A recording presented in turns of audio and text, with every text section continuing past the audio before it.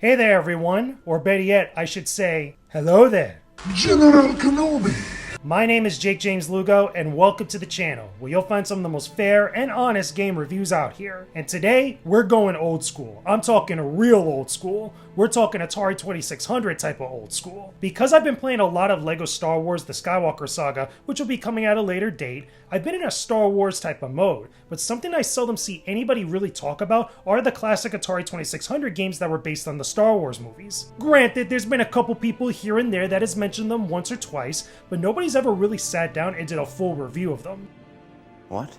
So you know what? Instead of just looking at one of these games, we're gonna go for broke and look at all four of these, plus one little extra one to add on to there. So sit back, relax, grab your official Darth Vader pillow or whatever have you that's near you, that's Star Wars, or your lightsaber, whatever have you, and get comfortable, because we're talking classic Atari Star Wars today. Nowadays, we see Star Wars as the highly influential franchise that made waves back in the 80s, especially within the video game realm. But here's another thing about back then. The Atari 2600 was a mega hit from the late 1970s into the 1980s, living alongside the Nintendo Entertainment System. This is important because the first Star Wars movie, Episode 4 A New Hope, was released in 1977, the same year that the Atari 2600 would hit the market. But strangely enough, there wouldn't be a Star Wars game for the console until 5 years later, after the release of The Empire Strikes Back. In the years that followed, the Atari 2600 would have 4 officially released games based on the Star Wars films, with a 5th game that was completed but never released. These games were mostly made by both Parker Brothers and Atari. What's crazy, however, is that these were the only Star Wars games for home consoles for a very long time. The first NES game based on Star Wars wouldn't appear until 1987, even though the NES was released in 1983 for Japan and 1985 for North America. Atari dominated the market with their Star Wars licensed games for a long time. But the question now is whether these Star Wars games were any good to begin with. Have these classics set in a galaxy far, far away aged well at all?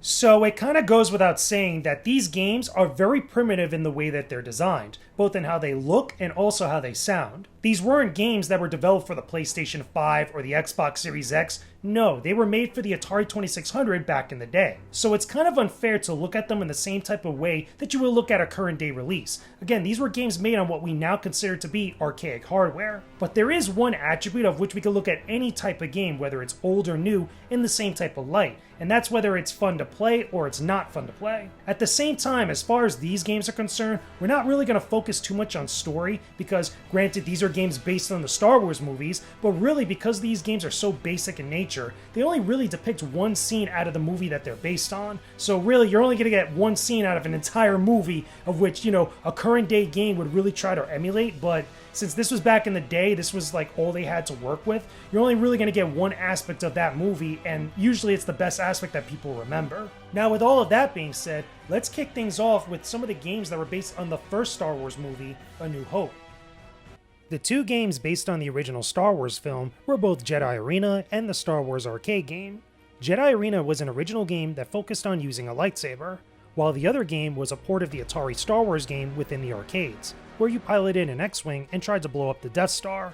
There's not a lot I could say about this game, mostly because it's pretty much the same game from there, but with significantly lower quality.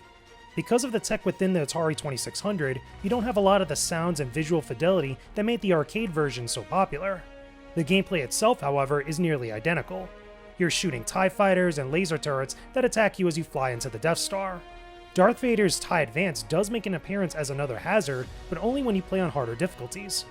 Overall, if you want the absolute best experience of this game, play the original arcade version and skip over this one.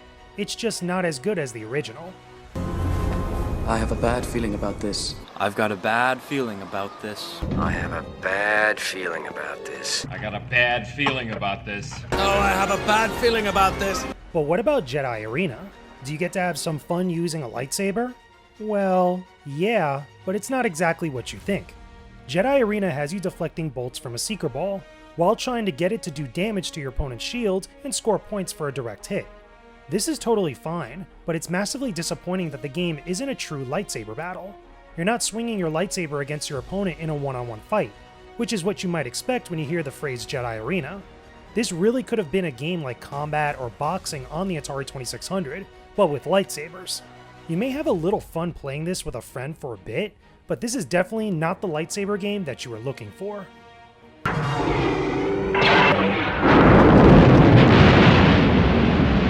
While these games were fitting enough for the Atari 2600, the one thing I wish that we got that we never did see on the console, that we actually got later on with both the NES and the Famicom in Japan, was a platformer. This is something that I feel like could have been really cool because there's been platformers on Atari 2600, but granted, because of how simple the games are made and because of the limitations of the time with the technology, I feel like, again, a space shooter or something involving space where there wasn't a whole lot of work to be put into it just made a whole lot of sense for games like these. This is why you got the port of the arcade game for Star Wars, as well as also this very simple like Jedi lightsaber game, which, again, if it was more like Combat or if it was more like Boxing where you're actually hitting your opponent with a lightsaber, it would have been far more fitting in my personal opinion. But regardless, those were just the two first games for the original Star Wars film, but we ended up getting something very different for the sequel that followed. Now here's where things got real good. The Empire Strikes Back game for the Atari 2600 came out in 1982, making it the very first Atari Star Wars game to get released. It also got ported to the Intellivision a year later, but most people remember the game on Atari 2600. The Empire Strikes Back takes place during the scene of the movie where Imperial walkers are storming the Rebel base on the ice planet Hoth. You control Luke Skywalker riding a snowspeeder and try to take out as many AT-AT walkers as you can before the Empire overruns the base. This is a straight-up shooter, which kinda reminds me a little bit of the game Defender from Activision. Only in here, you're flying around and shooting enemy walkers endlessly. There are some little details that are pretty good, like the little weak spot that pops up on the walkers where you could take them out in one hit. You could also fly to the ground briefly and recover some health if you take damage, but you can only do so a few times per life. Occasionally, you'll gain some invincibility and hear the Star Wars jingle play for a bit, letting you fire at the Imperial walkers directly without taking any damage from their blast. Even playing this game now, it's still pretty fun, which is probably why it's the most fondly remembered of all the Atari 2600 Star Wars games from back then. Impressive.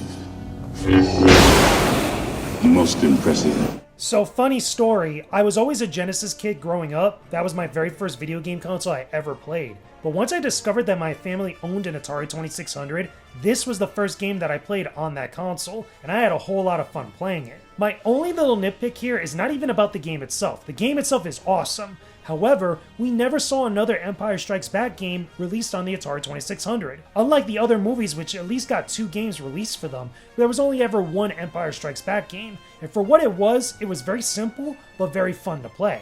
But of course, that's not where things ended. We still got one more film to cover, at least one more film with a couple more games for us to check out.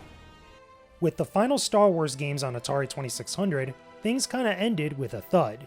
The game that was originally supposed to come out first with Return of the Jedi was the cancelled Ewok Adventure. This game was going to come out in June of 1983, but was cancelled by Parker Brothers before then.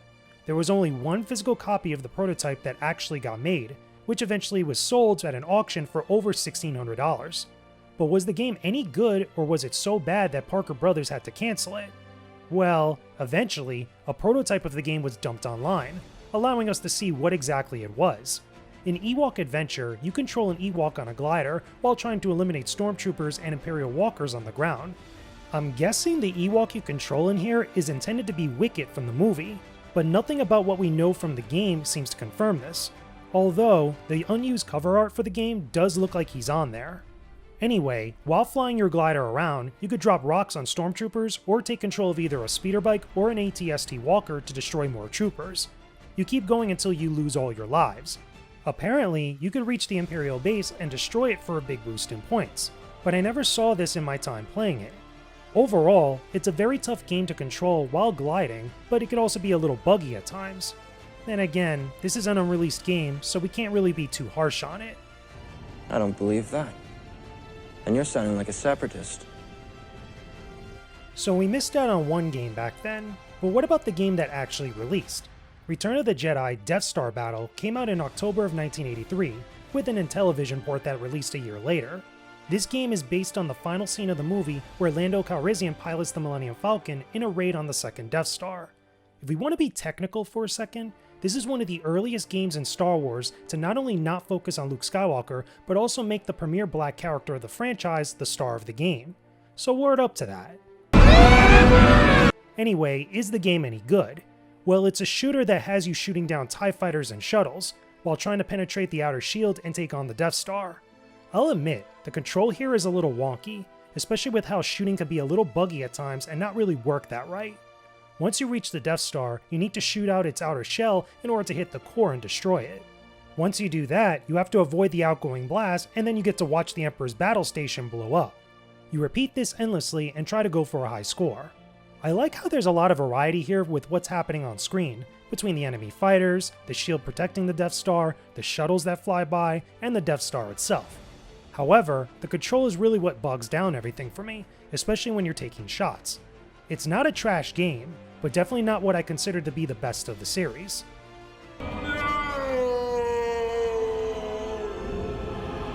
Now, if there was one of these films that desperately needed a lightsaber fighting game, it's this one right here. This is such a huge missed opportunity to me. I mean, how do you not make a game based on that final scene of Return of the Jedi, with Darth Vader, Luke Skywalker, and Emperor Palpatine? It almost writes itself. It's so simple, so straightforward. Again, you could have made a game with lightsabers that was similar to boxing or combat and just be done with it. It just feels like such a layup. But regardless though, to put that to the side for just a second, what about the two games we have here? Like I said, I think Death Star Battle is fine for what it is despite my criticisms, and I can't really judge the Ewok adventure game because it was unreleased, but at least it's neat to see what that game would have been had it actually gotten the full release from Parker Brothers. Funny enough, now that I think about it, we never got a game that was based on anything involving Jabba's palace, which is the very first thing that you see in the movie, that whole sequence of events, but I guess maybe that wasn't as popular as maybe some of us think it was back then. So regardless though, maybe that was another missed opportunity from Parker Brothers, but for the games that we got here, or at least the one game we officially got released here, it's kinda whatever.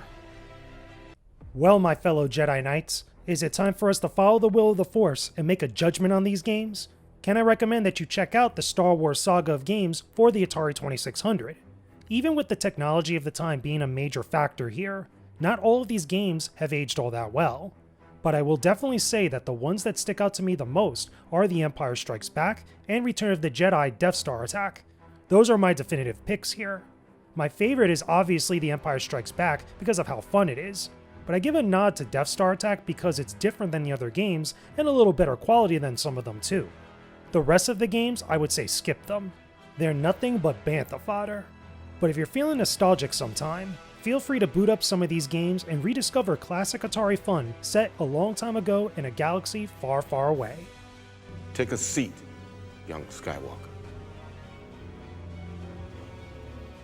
And there you go, everyone. Those are my thoughts and my overview of all the Star Wars games for the Atari 2600. I'm probably amongst the very few people here on YouTube that has looked at all of these games with any sort of critical eye. And to be honest with you, that's kind of cool. Now granted, these aren't the most beautiful Star Wars games ever made. These games are very old and they're very archaic by today's standards. But if you wanted a cool trip down nostalgia road or memory lane, this was the best way to do so. Granted, I wasn't around when these games were first made, but I could still appreciate them for what they are. And I feel like a lot of people out there now these days that probably weren't born, or at least, born within the first couple decades of when these games were around, at least it's still cool to see what was back then, especially when Star Wars was such a fresh thing on everybody's mind. But of course, like any other game or games that we review here on this channel, that's just my thoughts about the Atari Star Wars games. Let me know your own thoughts and opinions about this stuff down below in the comments section. Tell me, did you grow up playing these games as a kid? Do you love Star Wars games or just love Star Wars in general? What are some of your favorites out there, especially for some of the older games? Maybe not Atari 2600 old, but what about PlayStation or N64, PlayStation 2? Tell me some of your favorites down below in the comments section. Hey, thank you everyone for watching this video. I hope you enjoyed it enough to check out some of my other videos I'll list here on the side in just a moment. Go ahead and subscribe to the channel to see new content that I post up as it goes out. You can also join my Patreon for early access to new videos and exclusive content you'll only see over there. Don't forget to join my Discord server via the link in the description too. There's a lot of great people who love gaming and make an amazing community in there that I know you'll love being part of. Hope to see you again real soon. Peace out and stay epic, everyone.